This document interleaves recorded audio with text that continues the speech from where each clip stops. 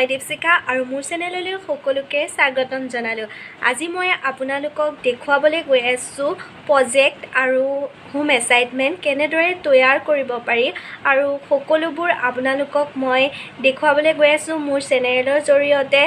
আৰু আপোনালোকে যদি মোৰ চেনেলটোত কিবা ভুল দেখে তেনেহ'লে কমেণ্ট কৰি জনাব আৰু লগতে এটা লাইক দিব আৰু ছাবস্ক্ৰাইব কৰিবলৈ নাপাহৰিব। আহকচোন চাওঁ। আপোনালোকে প্ৰজেক্ট লিখিলে কাষটো আঁচ পাৰি ল'ব আৰু মই লিখা নাই, মই ডিটিপি কৰি আনিছোঁ। প্ৰথমে মই লিখিলোঁ কলেজখনৰ নাম মহাবিদ্যালয় আৰু চিম্বলটো বহালোঁ, কিমান চনত স্থাপন হৈছে লিখিছোঁ আৰু তাৰপিছত লিখিলোঁ গুৱাহাটী বিশ্ববিদ্যালয় স্নাতক মহলাৰ কামপুৰ মহাবিদ্যালয়, ব্ৰেকেটৰ ভিতৰত লিখিলোঁ। তাৰপিছতে মহাবিদ্যালয়ত বুৰঞ্জী বিভাগৰ ষষ্ঠ ষান্মাসিকৰ 620 নং প্ৰশ্ন কাকতৰ দাখিল কৰিবলগীয়া মুক্ত গৱেষণা পত্ৰ আৰু একেবাৰে শেষত লিখিলোঁ প্ৰস্তুতকৰ্তা নাম আৰু ৰোল শাখা বৰ্ষ। সকলোবোৰ মই আপোনালোকক দেখুৱাবলৈ চেষ্টা কৰিলোঁ। এনেদৰে মই লিখি উলিয়ালোঁ। দ্বিতীয় পেজটোত মই এখন চাৰ্টিফিকেট লিখিলোঁ, তাৰ ওপৰত লিখিলোঁ নগাঁও কামপুৰ কলেজ আছাম, পিন নম্বৰটো লিখি দিলোঁ আৰু চাৰ্টিফিকেটৰ লিখিলোঁ আৰু একেবাৰে শেষত প্লেচ আৰু ডেট, তাৰপিছত ছুপাৰজন HOD তেওঁলোকৰ চহী লাগিব। তাৰপিছত লিখিলোঁ কৃতজ্ঞতা স্বীকাৰ। এতিয়া আহকচোন কৃতজ্ঞতা স্বীকাৰখিনি কেনেদৰে লিখিলোঁ। জয়তে গুৱাহাটী বিশ্ববিদ্যালয়ে বুৰঞ্জী বিভাগৰ গুৰু পাঠ্যক্ৰম তৃতীয় বৰ্ষৰ ষষ্ঠ ষান্মাসিকত 60 নম্বৰ ক্ষেত্ৰভিত্তিক অধ্যয়ন হিচাপে বিষয় এটি অন্তৰ্ভুক্ত কৰিছে। সেয়েহে ক্ষেত্ৰ অধ্যয়নৰ জৰিয়তে আমি এখন গৱেষণা পত্ৰ প্ৰস্তুত কৰাটো বাধ্যতামূলক। ক্ষেত্ৰ অধ্যয়নৰ জৰিয়তে গৱেষণা পত্ৰ প্ৰস্তুত কৰাটো তেনেই সহজ কাম নহয়। গতিকে গৱেষণা পত্ৰখন ক্ষেত্ৰ অধ্যয়নৰ জৰিয়তে প্ৰস্তুত কৰোঁতে আমাৰ কামপুৰ মহাবিদ্যালয় বুৰঞ্জী বিভাগৰ অধ্যাপকসকলৰ পৰা যথেষ্ট অনুপ্ৰেৰণা লাভ কৰিছোঁ। আমাক সততে উৎসাহ উদ্দীপনা আৰু দিহা পৰামৰ্শৰে আগবঢ়াই নিয়াৰ বাবে আমাৰ মহাবিদ্যালয়ৰ বুৰঞ্জী বিভাগৰ মুৰব্বী অধ্যাপক মাননীয় বিনোদ চন্দ্ৰ বৰাদেৱ আৰু মাননীয় মণ্টু চেতিয়া মহোদয়লৈ আন্তৰিক শ্ৰদ্ধাৰে জ্ঞাপন কৰিছোঁ। সদৌ শেষত এই ক্ষেত্ৰ অধ্যয়নৰ ভিত্তিত প্ৰস্তুত কৰা গৱেষণা পত্ৰখনত জ্ঞাতে অজ্ঞাতে হোৱা ভুল ক্ৰুটিৰ বাবে ক্ষমা প্ৰাৰ্থনা মাগিলোঁ। জয়তু কামপুৰ মহাবিদ্যালয়। আৰু আপোনালোকে A4 সাইজ পেপাৰত লিখিব, ময়ো লিখিছিলোঁ, ক'বলৈ পাহৰি গৈছিলোঁ, সেয়ে মই এতিয়া ক'লোঁ। আৰু তাৰপিছত লিখিব সূচীপত্ৰ লিখিব কমিক নং, বিষয়, পৃষ্ঠা নং, কমিক নম্বৰ 1 2 3 কৈ দি যাব আৰু বিষয় কি লিখিছে আৰু পৃষ্ঠা নম্বৰ কিমানৰ পৰা কিমানলৈ হৈছে। মোৰ টোটেল পেজ হৈছে 16টা। একেবাৰে শেষত মই গ্ৰন্থপঞ্জী লিখিছোঁ। এনেদৰে লিখিছোঁ। প্ৰথম পেজৰ আৰম্ভণিত দেখিছোঁ ক্ষেত্ৰ অধ্যয়নৰ বাবে নিৰ্বাচিত বিষয়। মই এতিয়া লিখিছোঁ স্নাতক বৰ্ষৰ ষষ্ঠ ষান্মাসিকৰ বুৰঞ্জী বিভাগৰ ছাত্ৰ ছাত্ৰীসকলৰ বাবে এই বিষয়টো এটা বাধ্যতামূলক বিষয়। সেইবাবে নগাঁও জিলাৰ পুৰণিগুদামৰ চলচলি ব্ৰাহ্মণগাঁৱত অৱস্থিত শ্ৰী শ্ৰী ভূতনাথ বাবাৰ থান নিৰ্বাচিত কৰা হ'ল। শ্ৰী শ্ৰী ভূতনাথ বাবাৰ স্থানৰ প্ৰৱেশদ্বাৰ। মই আপোনালোকক প্ৰৱেশদ্বাৰ দেখুৱাবলৈ চেষ্টা কৰিছোঁ ফটোৰ সহায়ত। দ্বিতীয় পাঠত মই লিখিছোঁ ক্ষেত্ৰ অধ্যয়নৰ বাবে নিৰ্বাচিত ঠাই চাৰিসীমাটো দেখুৱাই আছোঁ।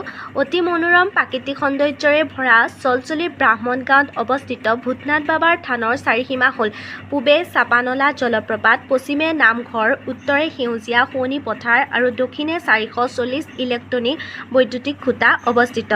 তাৰপিছত লিখিলোঁ ক্ষেত্ৰ অধ্যয়নৰ উদ্দেশ্য। ক্ষেত্ৰ অধ্যয়নৰ বাবে নিৰ্বাচিত কৰা বিষয়টোৰ উদ্দেশ্য হ'ল ইতিহাস প্ৰসিদ্ধ প্ৰাকৃতিক সৌন্দৰ্যৰে ভৰপূৰ ভূতনাথ বাবাৰ থানৰ লগত সকলোকে পৰিচিত কৰাৰ বাবে। এই থানখনি উন্নত পৰ্যায়ত নিবৰ বাবে চৰকাৰক দৃষ্টিগোচৰ হ'বলৈ, এই থানখনিত থকা ইতিহাস প্ৰসিদ্ধ সকলোবোৰ বস্তু সংৰক্ষণ কৰিবলৈ চৰকাৰক দৃষ্টিগোচৰ কৰা ইত্যাদি। মই ভাবোঁ যে আৰু মোৰ দৃঢ় বিশ্বাস চৰকাৰে দৃষ্টিগোচৰ কৰি এই থানখনিৰ লগতে থানখন আৰু অধিক উন্নত কৰে। এইখিনিয়ে আছিল ক্ষেত্ৰ অধ্যয়নৰ উদ্দেশ্য। আৰু তাৰপিছত লিখিছোঁ ক্ষেত্ৰ অধ্যয়নৰ বাবে নিৰ্বাচিত বিষয়টো আৰু উৎপত্তি আৰু বিকাশ। এই থানখনি কেনেদৰে উৎপত্তি আৰু বিকাশ হৈছিল মই আপোনালোকক কৈ আছোঁ। আজিৰ পৰা প্ৰায় 150 বছৰ আগতে নগাঁও জিলাৰ পুৰণিগুদামৰ সমীপৱৰ্তী চলচলি তেলীয়া জলাশয়ৰ দাঁতিকাষত অৱস্থিত বৰ্তমান ভোলাই সদাগৰ ক্ষেত্ৰতেই অঞ্চলৰ বাৰগঞা ৰাইজে হাজিৰা ভাওনা পাতিছিল বুলি উপৰি পুৰুষৰ পৰা শুনা গৈছে। কাঠ বাঁহ আৰু নখেৰ আদিয়ে এই হাজিৰা ভাওনাৰ মণ্ডপ সজাইছে। মণ্ডপৰ মূল লাই খুঁটা হিচাপে ৰুই ৰোৱা হৈছিল বৰগছৰ এটি ডাল। হাজিৰা ভাওনা কালৰ কুটিল গতিত হেৰাই গ'লেও সেই স্থানত ৰোৱা বৰগছৰ ডালটো কালক্ৰমত প্ৰকাণ্ড বটবৃক্ষলৈ ৰূপান্তৰিত হৈ আজিও অতীতৰ স্বাক্ষৰ বহন কৰি আহিছে। তাৰোপৰি মণ্ডপ সজা ঠাইখনৰ প্ৰায় 4 কঠামান মাটিত নানা ধৰণৰ গছ-গছি এডৰা প্ৰকাণ্ড গছনিত পৰিণত হ'ল। এই গছবোৰৰ ভিতৰত প্ৰধানকৈ আম গছেই বেছি আছে। গছনিডৰাৰ ঠাইখনৰ মাটিৰ মালিকীস্বত্ব আছিল স্থানীয় ৰঙিয়া গাঁৱৰ নিবাসী প্ৰয়াত ভোলাই শৰ্মাদেৱৰ।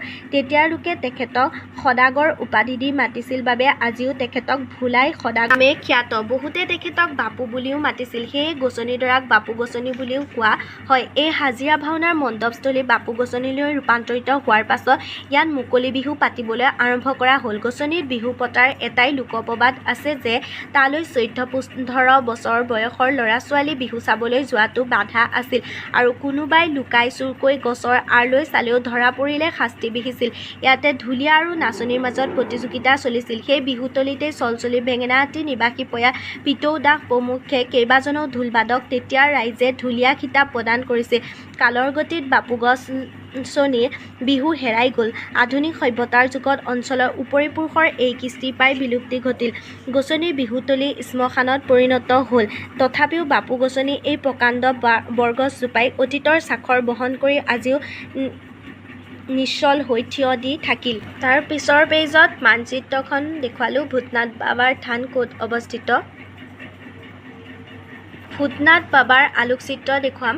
শ্ৰী শ্ৰী ভূতনাথ বাবা থানৰ বৰগছজোপাই লোৱা আকাৰসমূহ। বটবৃক্ষজোপাৰ গুৰি অংশৰ পৰা গণেশ বাবাৰ এটি প্ৰতিকৃতি ওলোৱা দেখা যায়।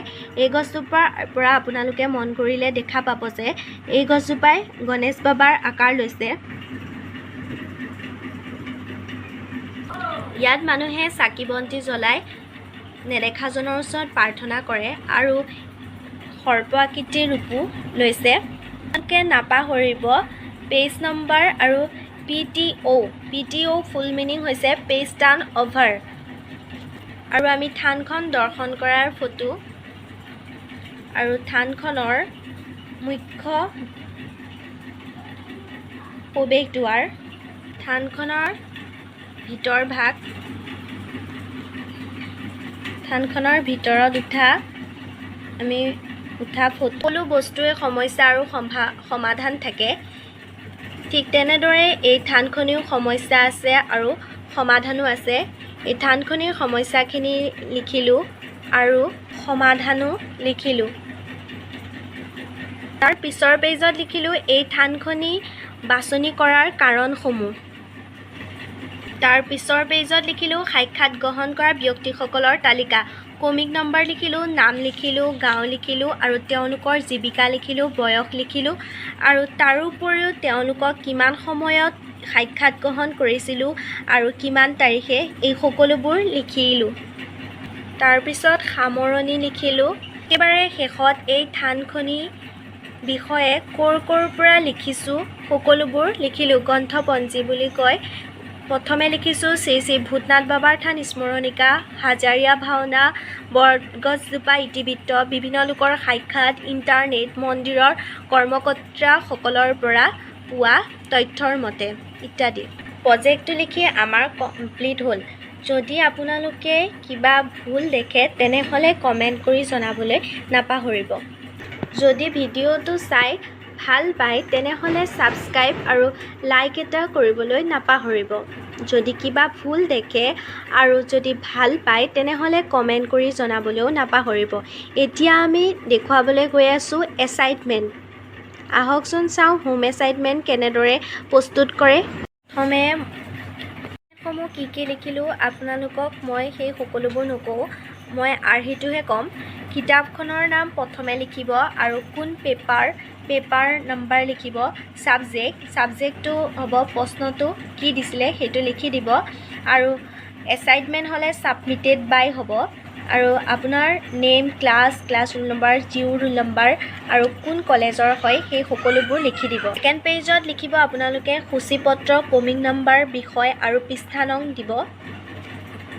আৰু কাষত আঁচ পাৰিবলৈ নাপাহৰিব আৰু কিমান নম্বৰ হৈছে কিমান পেজত লিখিছে সকলোবোৰ লিখিব আৰু প্ৰতিটো পেজত PTO বুলি লিখিব আৰু একেবাৰে শেষত ইন বুলি লিখিব প্ৰথমে লিখিব আৰম্ভণি মই আৰম্ভণি এনেদৰে লিখি একেবাৰে শেষত 1 নম্বৰ দিলোঁ আৰু PTO দিলোঁ PTO মানে হৈছে পেজ টাৰ্ণ অভাৰ আৰম্ভণিৰ পিছত মই লিখিলোঁ বিষয়বস্তুৰ পিছত লিখিলোঁ সামৰণি আৰু একেবাৰে শেষত লিখিলোঁ গ্ৰন্থপঞ্জী এনেদৰে আপোনালোকে এছাইনমেণ্ট লিখিব মোৰ বিশ্বাস এনেদৰে এছাইনমেণ্ট লিখিলে আপোনালোকৰ ভুল নহ'ব যদি আপোনালোকে মোৰ এছাইনমেণ্টত কিবা ভুল দেখে তেনেহ'লে কমেণ্ট কৰি জনাব আৰু যদি ভাল পায় লাইক আৰু লগতে কমেণ্টটো কৰিব আৰু যদি আপোনালোকে মোৰ চেনেলটো নতুনকৈ চাইছে তেনেহ'লে ছাবস্ক্ৰাইব কৰিব